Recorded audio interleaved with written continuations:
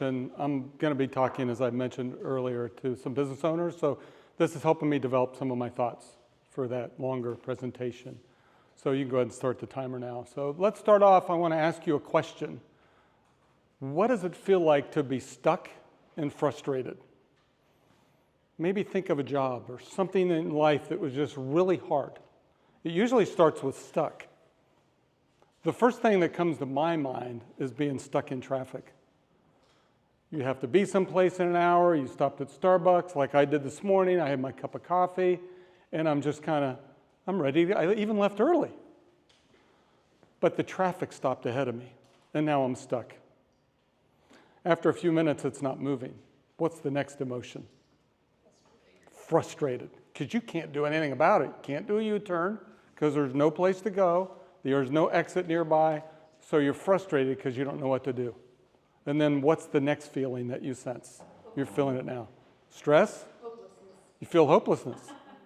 But one of those feelings often is you feel stressed because you've got an appointment to make, and now you feel stressed, and it's building up inside of you. The business owners that I talk to today, that's where they feel. They feel stuck, frustrated, and stressed. So let me paint a picture. A lot of entrepreneurs get an idea and they want to start a business. And then after a year or two, they have cash flowing in. They hire people. They hire a marketing person. They hire someone to help them with HR. Before they know it, they're putting out fires. And they're not sure what to do next.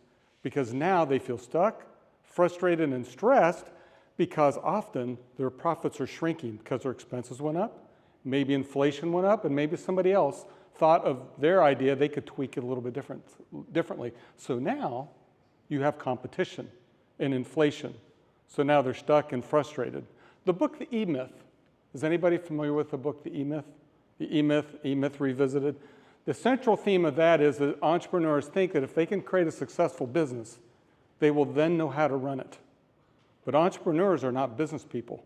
They tend to be idea people, creative people, motivators. They can sell sometimes, but they're not business owners. So think of an architectural firm that I know back in Ohio. Their idea 25, 30 years ago was to use upcycled materials, natural lighting, so they would angle the building so it would have passive lighting. They could cut down on electric bills, air conditioning. Everything was built around efficiency and economical. Did great. Flash forward 10 years, there's other firms doing that. So they weren't the only cool shop in town. Difficult situation. Guess what? Those architects weren't designing buildings anymore. Now they're running a business. They're feeling not only stuck and not being able to do what they love, but now they're frustrated because they don't know their way out. I advocate that you replace the stress with strategic. That's the key pivot that business owners that are successful, they do. This is what Apple did. When Steve Jobs left and he was frustrated, he was stuck, he couldn't get the company to go, he had to pivot in many ways, if you want to read his book. So it's really interesting. So the E-Myth shows that entrepreneurs really don't know, but often they're a little arrogant and they don't like to change. So sometimes we have to work on the entrepreneur first in coaching, helping them see things in a different light. I have one client that was totally stuck and frustrated. And the first question that I asked him, as I said, how are we going to get your company from 20 million to 100 million? He had no idea, just like I just want out. We met this week. And now he's setting his goal. Not only did he grow exponentially in the last 6 months, now he's thinking, I can grow to a $100 million company. This is a small mom and pop company. What is he doing? He's pivoting from stress to strategic. If you don't pivot, things won't change.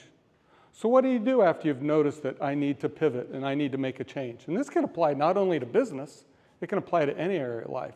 So you turn that stress into strategic. That's where you take a step back and you capture a vision of where you want to be. What is it that you want to create? Why is it that you're here? What is it that you really want to do? Something that's inside of you that just burns and wants to get out. Maybe it's back to architecture. Maybe it's something else that they've discovered along this journey. So the best place to start is with a vision. And I say start with a big vision. And the vision should scare you. Really?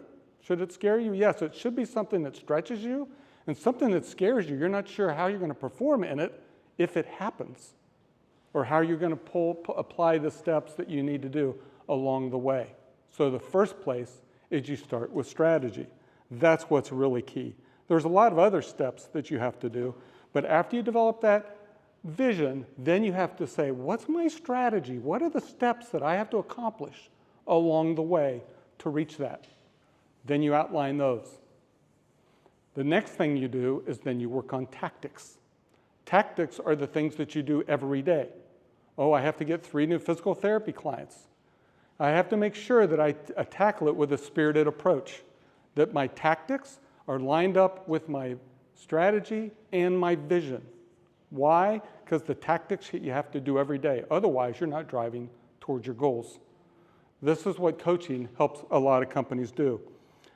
One of the biggest things that companies miss more than anything is how to market.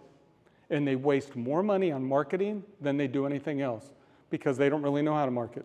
So entrepreneurs, they'll grab 50,000, 100,000, they'll rebrand, they'll do all these things, and they fail most of the time because they don't know who their target customer is.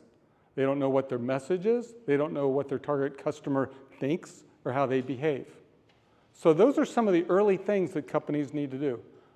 One of the key things that small companies and medium-sized companies, including there's a $100 million corporation down here, they don't even have a CFO. They don't manage their finances. So one of the places you can start is with getting your financial house in order. That's critical. And you can hire a fractional CFO.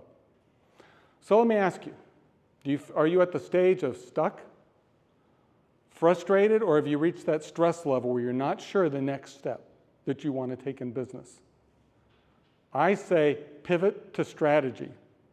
Work with a mentor. Maybe hire a coach, somebody that can walk you out of this battle that you're in. You're in this jungle, and you're in the mix. You can't just go back to work and figure it out. It's going to take some steps. You're going to need someone to help you along the way. Thank you so much.